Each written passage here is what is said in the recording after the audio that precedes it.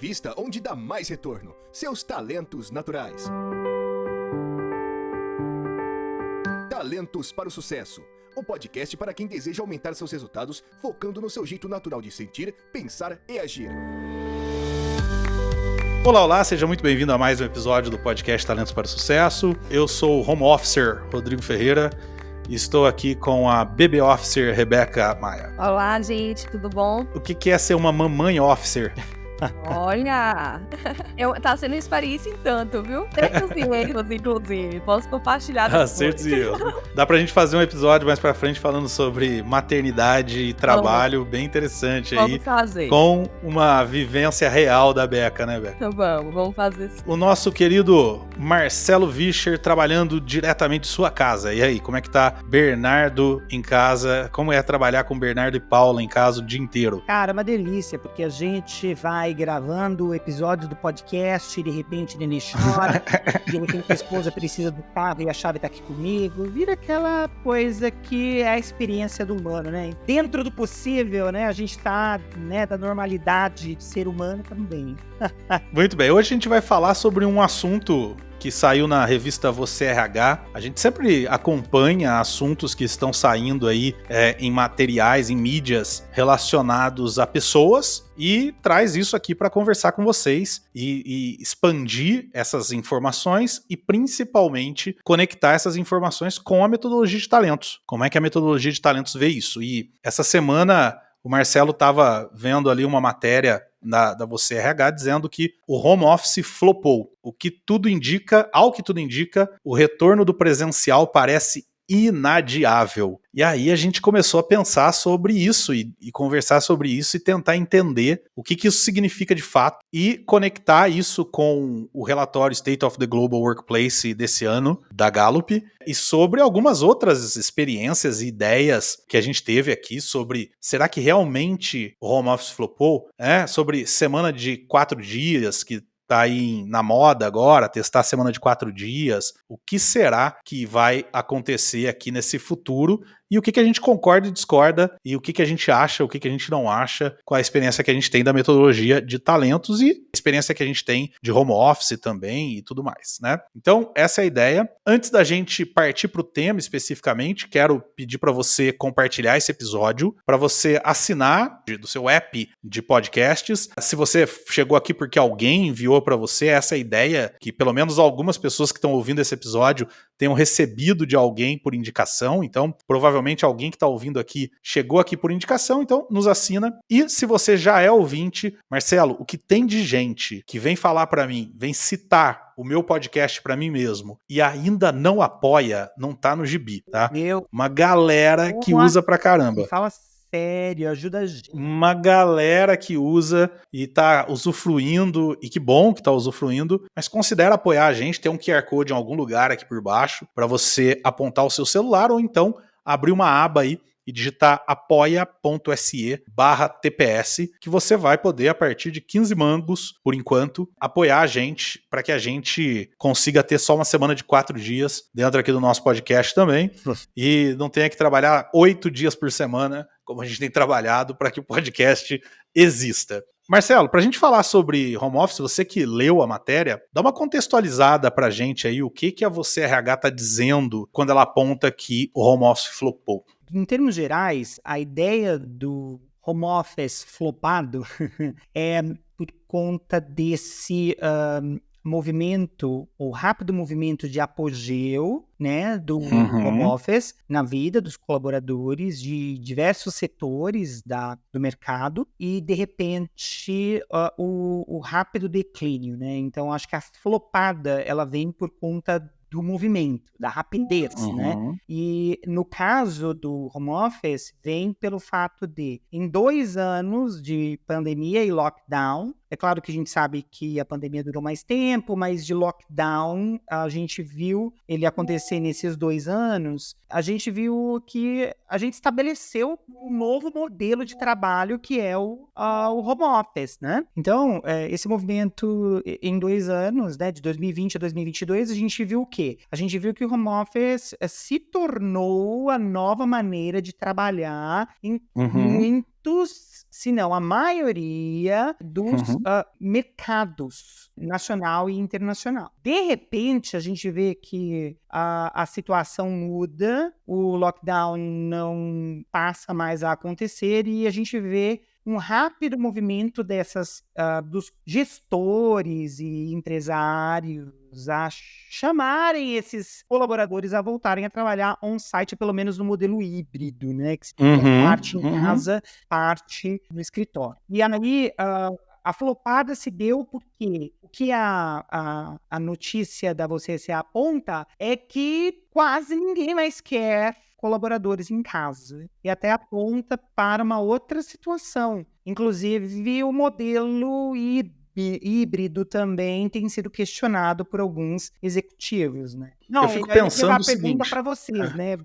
Será que isso tem a ver com talento, né? Eu acho que tem tudo a ver com talento, mas eu queria ouvir vocês, que são... Sem dúvida, né? Eu fico pensando, Beca, o quanto disso será que é fato e o quanto disso será que é desejo se convertendo em dados, em fatos, através de vagas anunciadas e tudo mais, né? Tô dizendo isso pelo seguinte, o novo livro da Gallup, né, que é o Culture Shock, tá aqui na minha mão, inclusive, vou mostrar para vocês, tá aqui, o Culture Shock, né? Tem alguns dados muito legais aqui que vale a pena trazer sobre esse tema, mas uma das coisas que eu acho legal que é citado aqui é que o livro diz o seguinte: faz pouco tempo, se você olhar para o tempo que existe a humanidade, faz pouco tempo que o ser humano sai de casa para ir trabalhar. Isso é pós-revolução industrial. Né? Então, se você pegar, o ser humano moderno deve ter uns 200 mil anos, alguma coisa assim, e faz aí 200 anos que a gente sai de casa para trabalhar. Será que esse realmente é o modelo? Sair de casa, pegar carro, pegar trânsito, andar, como eu já vi e já devo ter comentado em algum episódio por aí, onde uma vez eu fui dar um treinamento numa empresa para uma estagiária que para trabalhar 6 horas no dia, ela pegava 8 horas de locomoção para trabalhar 6, né? Será que esse é o modelo? Ou será que isso tem a ver com um gestor de uma outra empresa onde eu dei treinamento há muitos anos atrás, muito antes de se imaginar possivelmente uma pandemia e tudo mais, a gente falando de home office, um gestor disse assim: funcionário meu só produz se eu tiver no cangote dele. Será que é isso? Beca, eu não tenho a resposta. Quer dizer, eu tenho a minha resposta, mas eu não tenho a resposta. Como é que você enxerga isso, Beca? Com certeza. Quando vem essa discussão aí do trabalho remoto, do home office, é justamente sobre isso que a gente tem que olhar, né? Será que essa discussão é sobre gestão, né? Sobre gerenciamento ou sobre o local exatamente que a pessoa está trabalhando, né? Porque o Marcelo bem colocou aí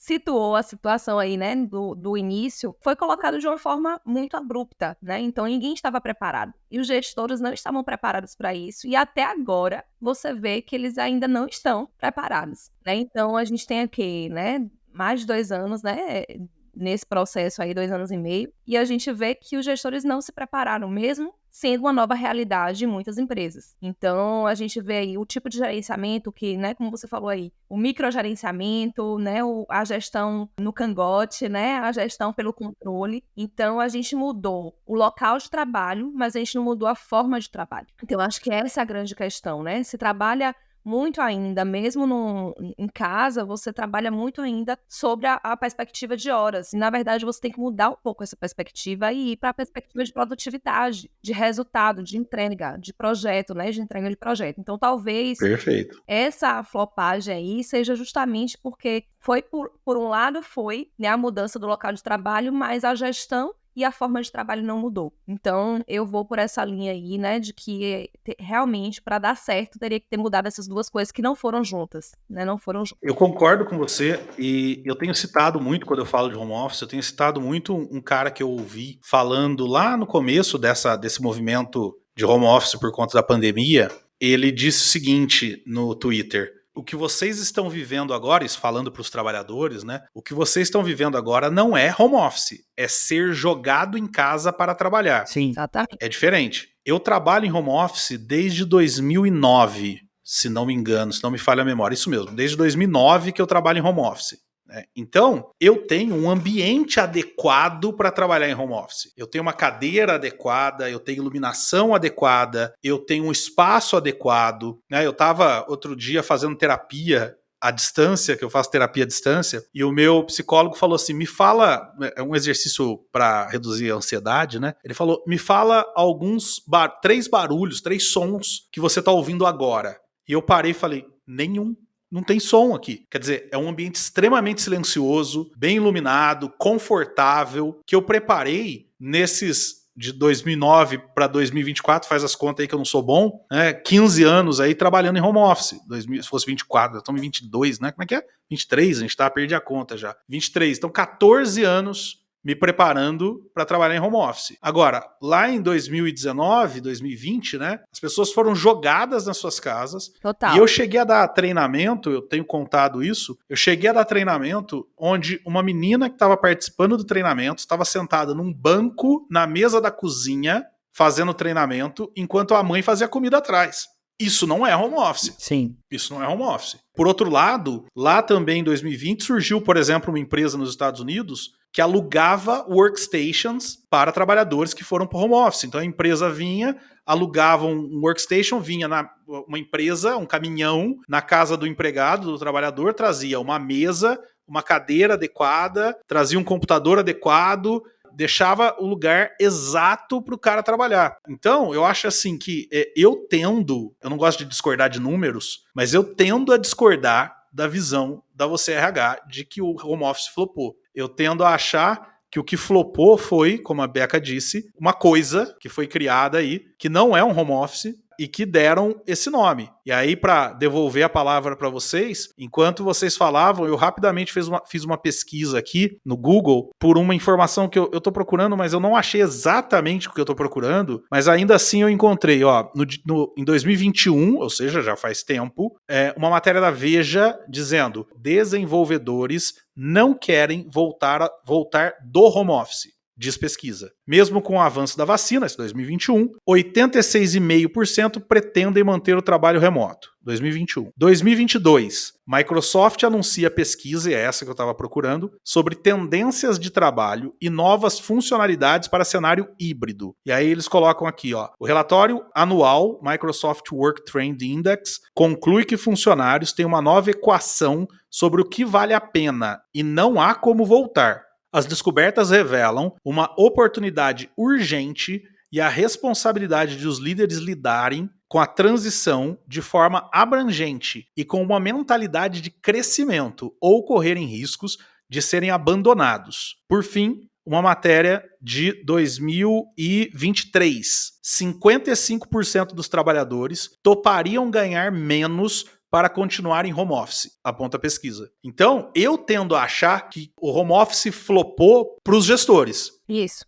E não para os geridos. Para os geridos, não flopou. Né? Para os geridos, não flopou. Flopou para os gestores. E aí, a gente cai, se isso for verdade, a gente cai... Eu enxergo uma conexão, eu não sei se vocês conseguem ver o que eu tô vendo aqui na minha cabeça, dessa matéria da Você RH, com o teste da semana de 4 dias. Sim, a gente tem aqui uma flopada do jeito de se estabelecer um home office, que eu achei brilhante que vocês colocaram, e também e aí eu acho que uma enviesada, uma flopada e uma enviesada de olhando apenas por um lado da questão do home office, que é pelo lado do gestor ou do empresário, e não olhando pelo lado do colaborador. A gente tem duas situações aqui. Aí vem a questão dos 4 dias de trabalho. Será que se o colaborador não concentrar os seus esforços em 4 dias, ele não produziria mais do que em 5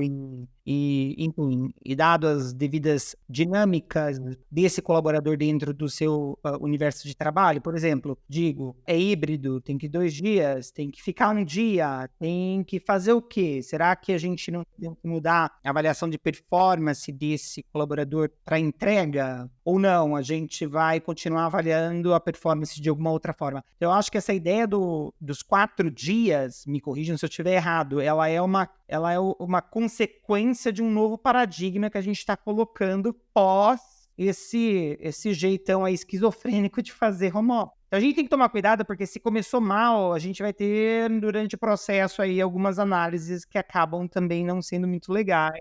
e condicionando a nossa análise aí no final, né? Então, será que não, ao invés da gente pensar nos 4 dias, não seria prudente a gente conversar ou abrir para o debate para como é que a gente vai fazer esse home office acontecer de forma que seja home office de verdade? Entende o que eu estou dizendo? Para depois a gente ver, será que agora parece que deu mais certo do que errado. Não, ainda continuo querendo que o pessoal venha aqui pelo menos uma vez por semana para fins de saúde emocional, porque o cafezinho é importante, né? Os breaks durante o dia de trabalho dentro do escritório são importantes, inclusive para a produtividade desse camarada. Ok. E aí a gente fala, será? E eu acho que daí depois a gente deve pensar se é que faz sentido esse dia e essa semana mais curta de trabalho. Não, com certeza. Pensando aqui, né, em tudo isso que a gente está conversando, da mesma forma, né, que a gente estava conversando sobre a questão do home office e tudo, realmente a gente precisa pensar, né, nessa perspectiva dos 4 dias do jeito correto, né? Então, por que os 4 dias? Então, é justamente para pausa, para as pessoas terem mais tempo para pausar, desconectar e retornar, inclusive, de um jeito melhor para o trabalho. Então, como é que vai ser feito isso? Porque hoje a gente percebe que as pessoas não têm, às vezes, final de semana em algumas empresas.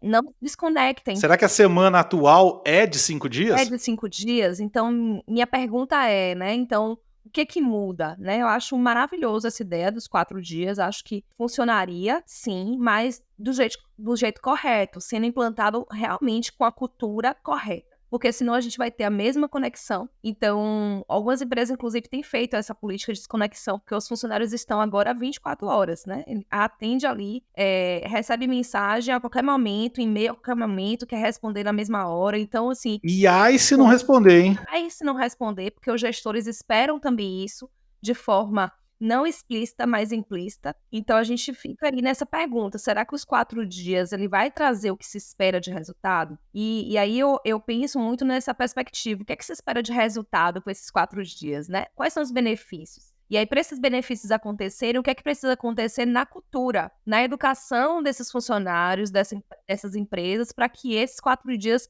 alcança esse resultado. Então, eu acho que não é o movimento dos 4 dias, mas o que se quer com esses 4 dias para se alcançar, porque não é ele sozinho. A mesma coisa, não é o remoto, não é o local de trabalho que define. Até o relatório que a gente, né, comentou da Gallup traz sobre isso, que o engajamento tem mais força na questão, né, de diminuição do estresse do que o local de trabalho. Então, exatamente, existem pontos que precisam ser trabalhados até antes ou paralelamente a esses 4 dias. Então, se o gestor não está trabalhando ali o bem-estar, se não está trabalhando esse conceito de que você tem que pausar para que você produza melhor, onde é que você atua ali, aí falando de talentos, né? Quais são os seus pontos ali que trazem um menor esgotamento, né? Você trabalhar com seus talentos trazem um menor esgotamento ali de trabalho. Não tem que dias fazer mágica. E você fazer uma produtividade, um bem-estar só colocando os 4 dias e não colocando esses outros limites de gestão. Até no sentido aí, e aí eu vou jogar em termos que eu tenho visto muito nas empresas, não sei se a experiência de vocês é a mesma, mas o número de reuniões.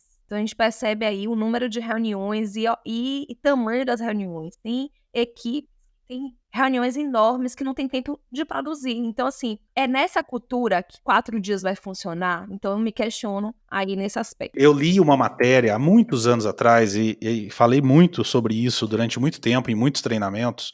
Acho que era na Você RH também, coincidentemente, que levantava que de cada 3 reuniões feitas em empresas, 2 eram desnecessárias. Né? Ou seja, 2 eram só...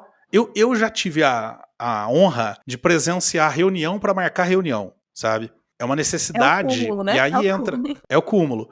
E aí entra o que eu tô falando aqui. O que eu acho? Eu acho que as pessoas querem soluções simples para problemas complexos. Então, tá todo mundo estressado, todo mundo sofrendo. Fácil. Tira um dia da semana vai ser de 4 dias e pronto, resolvemos o problema. Não resolvemos o problema. Não resolvemos o problema. O problema vai acontecer agora em 4 dias. Isso. Você vai ter que produzir em 4 dias o que você produzia em 5, sofrendo do jeito que você sofria, com o chefe mala que você tinha em 5 dias, com microgestão que você sofria em 5 dias. Vai ser a mesma coisa, não vai mudar nada.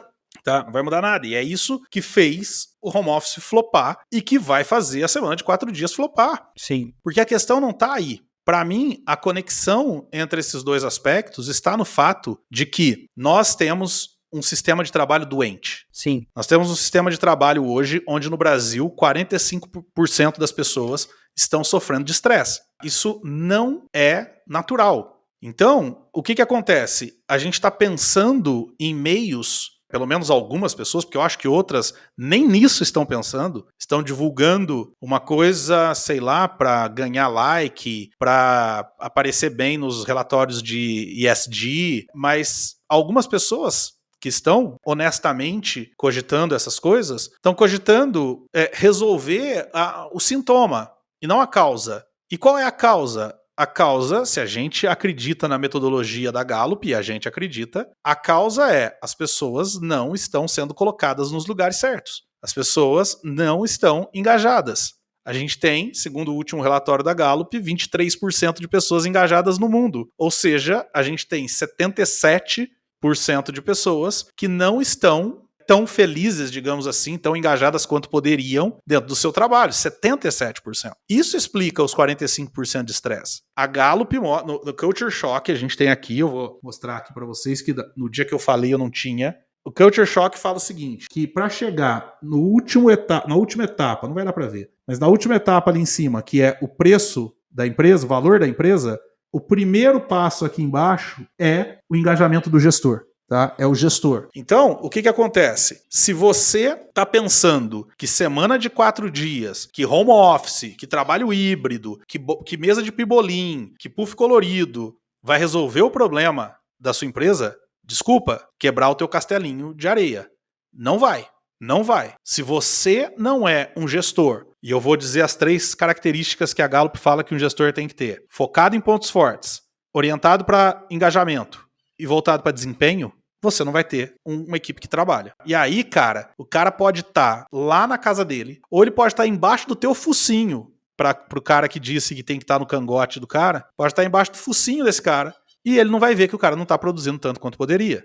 E aí eu encerro a minha fala aqui dizendo o seguinte: a Gallup fala que o dinheiro perdido no mundo hoje por baixo engajamento é de quase 9 trilhões de dólares. A gente não precisaria de semana de 4 dias, a gente podia dar semana de 2 dias, se a gente recuperasse esses 9 trilhões de dólares. Então, esse é o desafio. O que eu vejo nessa metodologia, né, nessas medições de que flopou, não flopou, etc., é medir o efeito e não a causa. E tentar resolver o efeito e não a causa. Essa é a questão. É uma pergunta super desafiadora para se responder, mas eu concordo completamente com você, Rodrigo. Enquanto a gente estiver focado em ser apenas pontual, em tomar decisões que apaguem fogo, né? Usando um vocabulário bastante corporativo, a gente vai continuar criando esse Frankenstein aí de home office, de produtividade, vamos continuar tendo resultados que não se condizem, ou a gente pode continuar a não usufruir desse potencial que a gente tem aí de engajamento, né? Quando eu falo usufruir, a gente atingir esse novo patamar de produção deixado para trás por conta do engajamento. Então, a questão é, a gente precisa ser mais estratégico para pensar nisso, e pensar nisso de curto, médio e longo prazo. Qual o risco de não ter essa mentalidade e ir para essa semana de 4 dias? Eu acho que o principal risco é o que a gente está conversando aqui, é continuar da mesma forma. E que da mesma forma não dá. A gente viu aí que o mundo do trabalho está adoecido, né? A gente viu isso nos resultados que a gente viu no relatório, né? Que a própria Gallup trouxe. Então a gente vê que não dá para continuar do mesmo jeito. Então, acho que esse é o principal risco, da gente não tratar o problema, a gente tratar ali, né, o efeito dele e, na verdade, a gente encontrar aí uma solução que poderia ser muito boa, inclusive, a gente descartar, como eu vejo algumas soluções que são muito boas, elas sendo descartadas, não solucionou. Mas não solucionou por quê? Será que a implementação dessa ideia é que faltou realmente uma preparação para essa implementação? Então eu vejo isso, nessa semana de 4 dias, então não é que, pode ser que implemente e diga não deu certo, mas não deu certo por quê? Porque junto não mudou o modelo de gestão, né? Não focou aí no que realmente importava. Então, na verdade, não é que os 4 dias não funcionam, é porque não foi preparado o ambiente para isso. Então, eu acho que o principal risco que eu vejo é a gente continuar do mesmo jeito no ambiente de trabalho, não encontrar realmente a solução, porque a gente não está tratando ali o problema, a gente está realmente tratando o efeito, e a gente descartar uma ótima ideia por falta de uma implementação correta. Então, eu acho que esses dois pontos assim, que a gente tem. Então, olhando para esse cenário, é realmente mudar a forma de gestão, mudar a forma de controle, né? Então, a forma de gerir não mais pelo controle, pelo medo, mas sim realmente pelo impacto, né, da produtividade, o impacto do resultado, o impacto do valor entregue. Então, acho que a gente precisa realmente trazer um outro olhar, principalmente para os gestores. Eu acho que esse é o caminho e não tem como a gente, né, ir por outro caminho, né? Marcelo, vou lançar um desafio para você. Sim. Não sei porquê, quer dizer, até imagino porquê, mas discutindo esse assunto, vem muito na minha cabeça o mito da caverna de Platão com o que está acontecendo aqui, com o que a gente está discutindo aqui. Você que é um cara que gosta de filosofia, o que você enxerga? Tem alguma relação? E se tem, você vê alguma relação com o mito da caverna de Platão? E o que isso pode ensinar para quem está ouvindo a gente sobre essa necessidade de se manter o status quo? Uau, essa é uma pergunta ótima. Muito desafiadora, por sinal, né? Então, o que é o mito da caverna de Platão, né? Para quem está nos ouvindo agora. Então, para Platão, a caverna simbolizava o mundo onde todos os seres humanos vivem. As sombras projetadas em seu interior representam a falsidade dos sentidos, enquanto as correntes significam os preconceitos e opinião que aprisionam os seres humanos à ignorância ou ao senso comum. Eu gosto muito do mito da caverna de Platão para pensar o seguinte: a gente, quando olha certas situações ao nosso redor, a gente tende a ser mais intuitivo, até mesmo os mais factuais. Eles tendem a contar muito com a percepção deles do evento, do que de fato fazer um levantamento de números, dados qualitativos, quantitativos, para poder entender o que é que está acontecendo de fato. Eu acho que a ideia aqui para tudo isso, ela vai além da gente opinar a respeito. A opinião é muito importante, porque opinião, quando a gente faz o exercício de trazer a nossa opinião, a gente faz o exercício de parar para refletir sobre aquele problema. Mas esse exercício precisa ir além da maneira como eu enxergo as coisas, ou como o meu contexto enxerga as coisas, principalmente esse contexto que forma também a minha opinião sobre as coisas, sobre os eventos, as experiências que eu, como ser humano, experimento. Então, ok, quanto isso impacta? Qual é hoje? Foi feito algum tipo de levantamento de opinião dos meus colaboradores acerca do trabalho híbrido versus trabalho remoto versus trabalho presencial? Quantas pessoas passaram por essa testagem? Qual foi os resultados que eu cheguei? De fato, como é que eu formulo uma opinião corporativa acerca do meu grupo de colaboradores baseado nos dados que eu estou levantando agora? Então, eu acho que o mito da caverna vem exatamente nessa ideia de que eu não posso, e aí eu falo até para os gestores, né, considerar a minha opinião sobre isso, mas eu acessar os outros mundos e níveis para poder, e principalmente o que está fora da caverna, né? Que eu acho que é importante também, para a gente poder chegar a certas conclusões e principalmente a dados que me levem a ser um melhor gestor, né? Que me possibilitem trabalhar, né, com a minha equipe de forma factual ou mais factual e menos intuitiva, principalmente no que tange a formulação de estratégia, né? Então, acho que é por aí. Você que é um cara que gosta e trabalha muito com educação, você acha que falta, de modo geral, óbvio, educação suficiente para os gestores, para eles entenderem tudo isso que você falou? Eu tô querendo dizer o seguinte: eu tenho visto muito gestores de grandes empresas, gestores que são pessoas top aí, que tem uma responsabilidade grande em resultado e tudo mais, ainda se apegado a coisas que não existe nenhuma evidência científica, que são, eu não quero usar nenhuma palavra que desmereça muito o que eu tô querendo apontar, mas pessoas que não têm um conhecimento científico e usam aquilo que aparece e que é dito que é legal e se apegam àquilo depois de uma maneira que não conseguem se libertar daquilo. E isso, por exemplo, pode impactar no fato de que a gente, de repente, tem uma galera, um monte de gestores que acreditam que home office não funciona e dane-se qualquer número que me mostre o contrário disso, eu vou acreditar piamente naquilo e vou agir com base nisso. Então, a pergunta que eu quero te fazer primeiro você acha isso, que tem essa visão de se apegar ao que, sei lá, eu acredito que é verdade, independente de eu ter prova ou não disso? E a segunda pergunta é, a qualidade, entre aspas, da nossa educação brasileira influencia nisso? Cara, muito boas perguntas também. A ideia aqui é o seguinte: é complicado a gente, principalmente nesses tempos atuais, a gente falar sobre essa questão da opinião. Porque a opinião, ela é, em última instância, ideológica. Ela não necessariamente precisa ser apaixonada, mas ela é ideológica. Ela parte de uma Sempre. também percepção que eu tenho acerca do mundo. Quando eu uso a matemática, ou ao melhor, a lógica, os dados, para poder embasar a minha opinião, eu tenho uma possibilidade de mostrar que as coisas não são assim, né? Então, veja, para ser mais objetivo, a gente pode tratar a verdade como dogmática, como era tratada em tempos medievais. A gente pode tratar a verdade como dialética, como os gregos a tratavam. A gente pode tratar a verdade como relacional e até mesmo pensando numa progressão dessa verdade ao longo do tempo. Eu acho que a gente, nesse tempo de humanidade, a gente experimenta uma tendência a caminhar nessa verdade dogmática. É o que eu acredito e quando não é, eu aniquilo, eu jogo fora, eu mato, eu cancelo, né? Eu cancelo e acabou, silencio essa voz como se ela não existisse. E aí a gente comete um grande problema como humanidade, como alguém, como um corpo de pessoas que estão procurando se entender e evoluir. Então, veja, eu penso o seguinte, nessa tendência de ser mais dogmático, tem gente que acha que é uma coisa que acabou, e aí o que não adianta você vir com um número, com um fato, com um dado, com pesquisa, com absolutamente nada, que a pessoa não vai mudar de ideia.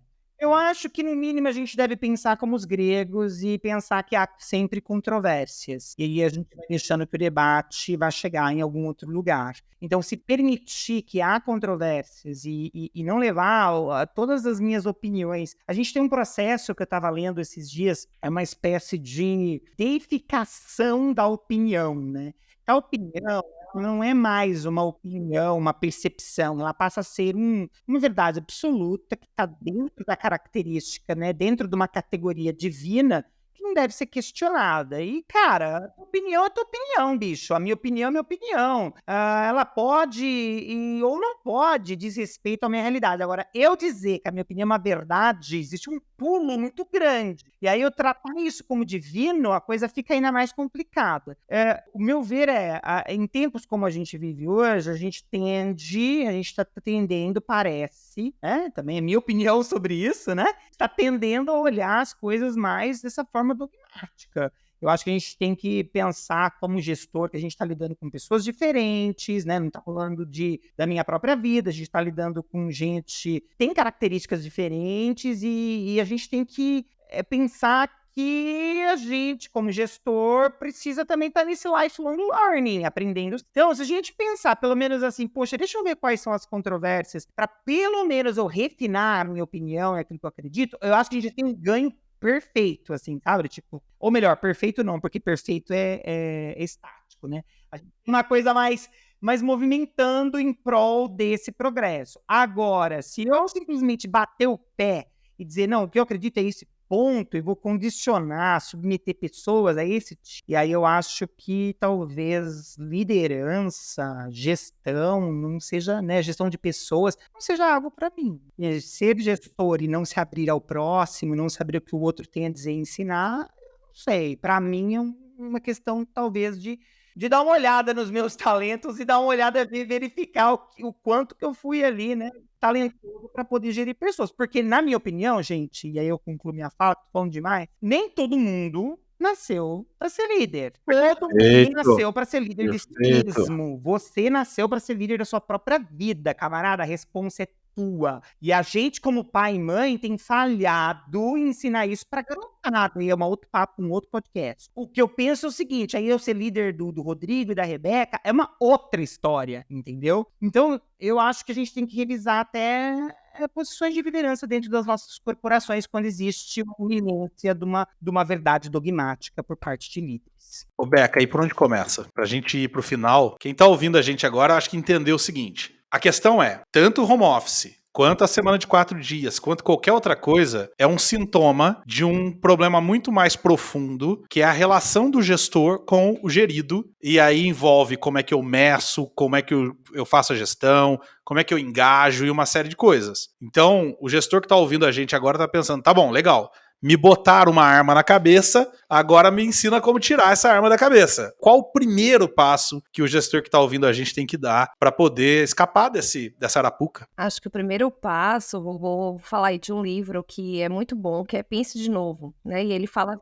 justamente sobre a arte de desaprender. Então, acho que Ótimo. eu iria por esse passo, né? Que o gestor esteja aberto, né? O Marcelo trouxe muito bem sobre a questão das verdades, né? Então, a gente está aberto a realmente não ter a verdade absoluta ou a nossa verdade que funcionou por um tempo não funcionar mais agora. Então, eu acho que o primeiro ponto é o gestor estar nesse lugar de aprendiz, nesse lugar de realmente ter o processo de desaprender. Porque quando a gente está com algo muito construído, eu sou gestor há 10 anos, há 20 anos, eu estou com algo bem construído, se a gente já vai com essa construção, a gente já vai com viés, a gente já vai com a tendência, a gente já vai com as nossas verdades, né? Então, eu acho que para esse mundo do trabalho complexo como está, né? A gente trouxe aqui que a gente falou de um efeito, mas se a gente for destrinchar aqui, tem outros, né? Outros efeitos, outros sintomas, e que a gente precisa ir com esse olhar, né? De ouvir outras vozes. Então, da gente não ter só a nossa verdade, mas a gente ouvir o funcionário, a gente ouvir o colaborador ali, a gente ouvir outros líderes, ouvir os pares, ouvir outras empresas. Então, realmente está aberto a ter o cenário completo e ir tirando e se abstendo aí das nossas verdades. Não é algo fácil, mas a gente tem que o tempo todo estar nos perguntando. Isso é porque eu penso já assim, eu já estou com o viés ali, né? Lógico que a gente vai ter a nossa própria experiência, a nossa própria, o que a gente já aprendeu. Não tem como a gente tirar e jogar fora, mas a gente está se questionando. Será que eu já estou indo por um caminho que é mais fácil para mim? Então, esse caminho que você trouxe aí, de estar no cangote, é o caminho que todo gestor aprendeu. Então, é o caminho do controle, é o caminho que foi aprendido durante muito tempo e que funcionou num determinado momento, mas que agora não funciona mais, né? As gerações são outras, então a gente precisa realmente entender essa complexidade do trabalho de uma outra forma. Então, eu diria, o primeiro passo é estar aberto a desaprender e encontrar outros caminhos. Excelente. Tem se falado muito sobre a questão de equipes autogerenciáveis, então acho que é um caminho também que eu daria assim como dicas de você, o que eu posso colocar no meu caminho, né, na minha gestão para eu ter uma equipe mais autogerenciável. Então, eu iria por esse caminho aí com uma dica aí para o gestor. Eu quero adicionar também uma sugestão, uma dica aqui para quem está nos ouvindo, para o gestor que está nos ouvindo, até conectando com isso que o Marcelo falou, com o que a Beca falou, que é lembrar o seguinte: a gente tem falado aqui, e a gente acredita nisso e tem dados para provar isso, diferente do que a gente estava falando agora há pouco, de uma crença unicamente pela crença, de que focar nos talentos do liderado é um caminho muito efetivo para você resolver grande parte desses problemas. Você conseguir engajamento, você conseguir produtividade, seja lá em 5, 4, 3, 2, 1 dia por semana, sei lá. O caminho é esse. Agora, quando a gente fala de talento, eu quero lembrar também que o próprio gestor tem talentos. Sim. E os talentos do gestor fazem com que ele veja o mundo de uma determinada forma. Sim. Ele precisa, então, entender que o jeito dele ver o mundo é enviesado. É sempre enviesado, tá? Então, eu vou dar um exemplo para vocês aqui que aconteceu comigo recentemente. E eu vou de verdade contar essa história, não dizendo que eu estou certo, mas dizendo que a outra pessoa também não está necessariamente está certa. Eu tenho talentos de pensamento estratégico muito altos, tenho um ideativo muito alto, tenho intelecção muito alto, tenho um input muito alto. Isso faz com que eu tenha algumas capacidades, alguns defeitos também, mas algumas capacidades muito interessantes. Por exemplo, de repensar o jeito de fazer as coisas, de tentar formas diferentes de fazer as coisas, de encontrar formas diferentes de fazer as coisas. E eu tenho uma restauração muito alto que faz com que eu descubra muito facilmente o que está errado naquele jeito atual de fazer as coisas e encontre uma outra alternativa que corrige aquele problema. E conversando com uma pessoa recentemente, que é o oposto de mim e que tem talentos que fazem com que essa pessoa tenha que ser muito controlada, tá? Muito controlada, muito passo a passo, muito minuciosamente sob controle. A gente estava discutindo uma situação onde eu via de um jeito e essa pessoa via de um outro jeito completamente diferente. Qual o problema? O problema é que eu estava vendo de um jeito por conta dos vieses dos meus talentos. E essa pessoa estava vendo do jeito dela por conta dos vieses de talentos dela. Qual o problema? O problema, e não foi o caso aqui, mas aí onde eu quero dar o exemplo, é se um desses dois tem autoridade sobre o outro, tá? Esse que tiver autoridade, ele tem que tomar cuidado para não impor o jeito dele ver o mundo única e exclusivamente porque ele pode. Perfeito. Posso, eu mando em você, Marcelo, você vai fazer assim e acabou. Porque esse é o meu jeito de ver o mundo. Sim. E aí, é muito louco isso, porque o meu jeito de ver o mundo, ele é tão impregnado em mim que eu não consigo achar que aquele jeito tá errado. Tá? Se eu não entrar na conversa pré-determinado a entender que aquele é o meu jeito de ver o mundo. E aí o que acontece? Eu vou sempre achar que o outro está errado. Então, o que eu estou trazendo aqui é, às vezes o gestor que tem essa necessidade de microcontrole, de microgerenciamento, de autoridade, etc., às vezes é o jeito dele ver o mundo. E ele não consegue enxergar que aquilo está errado e ele acha que o outro vai ser assim também. Ou vai funcionar assim também. Eu vou dar um exemplo aqui muito simples, que aconteceu aqui nesse podcast, e vocês vão entender o que eu tô querendo dizer. Dado o momento, o Marcelo falou assim, ó, o cafezinho também é importante, né? É óbvio que isso ia vir de um cara que tem carisma alto. É óbvio que isso não ia vir de mim. Pra mim, o cafezinho tem zero importância, tá? Agora, quem tá certo, eu ou o Marcelo? Cara, não interessa quem tá certo, é o meu jeito de ver o mundo e o jeito do Marcelo ver o mundo. O duro é, se eu e o Marcelo tivermos a Beca como líder e ela falar assim, não, vocês vão vir pro escritório porque o cafezinho é importante. A Gallup aponta o que não está funcionando no home office. Eu não vou trazer aqui, a gente traz em outro momento, mas, por exemplo, engajamento de cliente. Isso está sendo um problema. Tá? Então a gente tem dados para isso. Agora, não significa que a solução para o engajamento do cliente é todo mundo voltar para o escritório. É pensar como resolve o engajamento do cliente. Pode ser que seja voltando para o escritório, pode ser que não. Né? Mas, se a gente tiver o viés de acreditar que a solução para tudo é o escritório, a gente vai tender a trazer todo mundo para o escritório. Então, eu quero encerrar dizendo aquilo que eu falei agora há pouco. Faz só 200 anos que a gente sai de casa para ir trabalhar. E a gente está achando que esse é o jeito certo. Tá? Será que esse é o jeito certo? O ser humano se acostuma muito rápido com as coisas. Será que a gente criou um paradigma na cabeça de que esse é o único jeito? Há poucos milhares de anos atrás, a gente era caçadores-coletores. Hoje, a gente não consegue imaginar voltando a ser isso. Por quê? Porque a gente não é mais isso. Então fica difícil imaginar voltar a isso. Mesmo que talvez a nossa felicidade esteja em voltar a ser isso, a gente não consegue cogitar essa possibilidade porque a gente não consegue enxergar isso.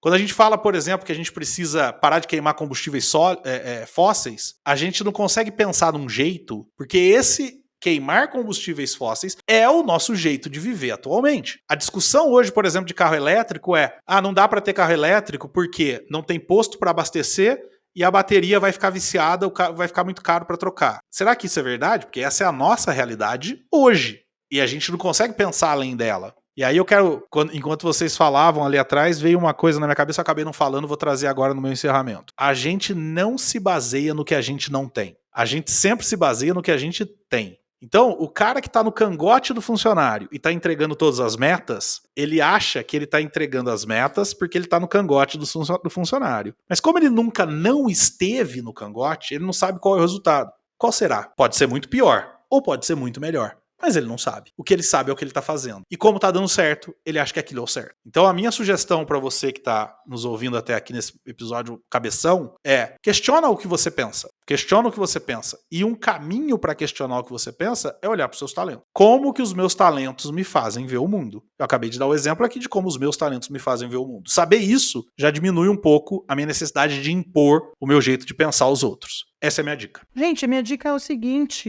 esteja aberto para aprender com o próximo. É isso, a gente tem que aprender com o próximo.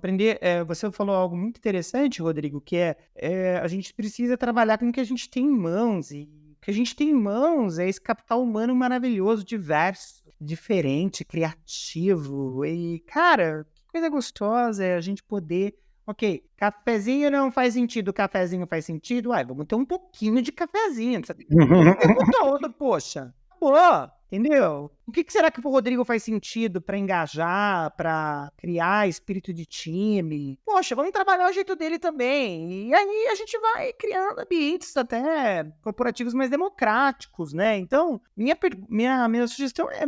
vamos aprender próximo e vamos que vamos. Show de bola, pessoal. Então, vocês que ficaram até aqui, comenta aí embaixo o que você pensa desse episódio mais Viajando na Maionese, que trouxe pra gente algumas questões muito interessantes para você refletir como líder. Se você não é líder, é liderado, vale muito a pena você entender esses conceitos. Primeiro, porque você lidera alguém, você lidera na sua casa, você lidera você mesmo. Segundo, para você não cair nessa armadilha quando se tornar líder. Terceiro, para você entender a cabeça do seu líder e ao entender a cabeça do seu líder, você poder ajudá-lo a mudar, a pensar de uma maneira diferente. Para você que nos ouviu até aqui, considere novamente nos apoiar, apoia.se/TPS, tá aqui. E também não se esqueça de compartilhar esse episódio com líderes, com teu líder, por exemplo. Manda um e-mail anônimo para ele ouvir o episódio. Nos assine se você ainda não é assinante aí do podcast. E lembre-se de voltar com a gente aqui na próxima terça-feira, toda terça-feira de manhã, para mais um episódio desse podcast que é gravado em home office. Um beijo para vocês e tchau, tchau.